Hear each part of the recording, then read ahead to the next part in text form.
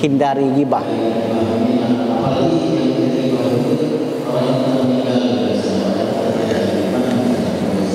Ya. Membicarakan keburukan orang yang telah meninggal mendapat teguran keras dari Nabi. Jangan kalian menyebut keburukan orang sudah meninggal. Fa innahu yuwaffana, karena mereka sudah menyelesaikan perkaranya di dunia. Ini orang sudah meninggal. Kalau orang yang hidup, nahana Rasulullah sallallahu alaihi wasallam melarang kami anil ghibah, untuk ghibah. Bagaimana caranya? Caranya bagaimana, Ustaz? Kalau dalam hadis, man kana yu'minu billahi wal yaumil akhir falyukrim dhaifahu. Siapa yang beriman kepada Allah, muliakan tamunya. Man kana yu'minu billahi wal yaumil akhir qul khairan aw liyasmut. Siapa yang mengaku beriman kepada Allah dan hari akhir, katakanlah yang baik-baik atau lebih baik diam.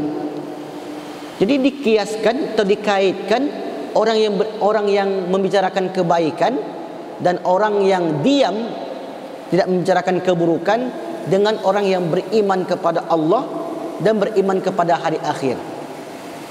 Bicara baik, iman kepada Allah. Diam, tidak membicarakan keburukan, beriman kepada hari akhir. Seakan-akan ini sejajar, padahal tidak sejajar. Beriman kepada Allah itu pokok pangkal yang paling utama bagi seorang beriman. Lalu kenapa disebutkan siapa yang beriman kepada Allah dan hari akhir hendaklah dia berkata yang baik atau lebih baik diam? Karena memang kalau sudah berbicara yang buruk, bicarakan kebatilan, orang itu dimasukkan ke neraka sakor. Jadi rasa takut mungkin yang dimunculkan, Pak.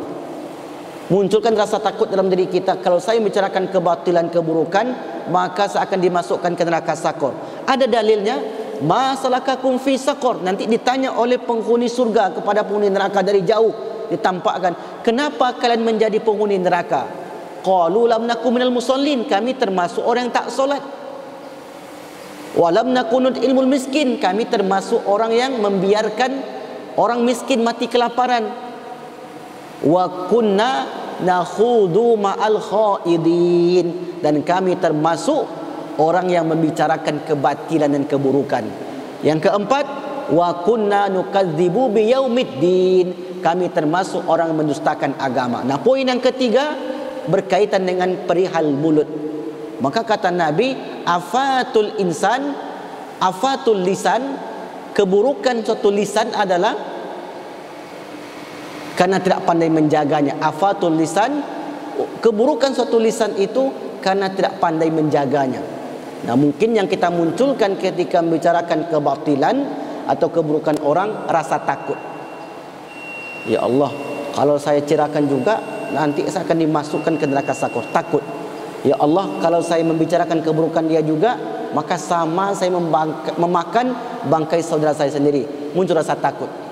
Jadi rasa takut itulah yang mesti kita tanamkan agar kita terhindar dari perbuatan dosa. Bukan hanya ghibah. Ketika mencuri, kalau muncul rasa takut ketika itu, maka tak akan mengambil hak orang lain. Ketika menzalimi orang, muncul rasa takut, maka tak akan jadi dia menzalimi orang tersebut. Maka disitulah pentingnya memunculkan atau menanamkan rasa takut di dalam hati setiap manusia. Wallahu a'lam bishawab. Yang lain?